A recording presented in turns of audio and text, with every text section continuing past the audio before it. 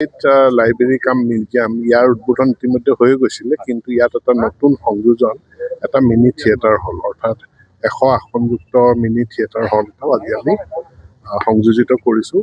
খুব ভাল sound system, meeting কৰিব পৰা, ছেমিনাৰ কৰিব পৰা, যিকোনো ভিডিঅ' প্ৰদৰ্শন কৰাৰ কাৰণে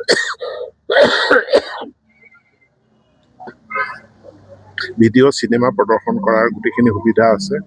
আমাৰ সৰু সৰু যিসকল ফিল্ম প্ৰডিউচাৰ আছে তেওঁলোকে তেওঁলোকৰ চিনেমাৰ প্ৰিমিয়াৰ শ্ব'ও ইয়াতে কৰিব পাৰিব।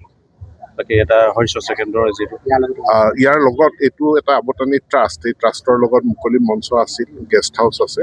ইয়াত আমাৰ যুৱ প্ৰজন্মৰ কাৰণে এটা আধুনিক মাল্টি জিম এটা নিৰ্মাণ কৰা হৈছে, সেইটো আজি আমি মুকলি কৰোঁ।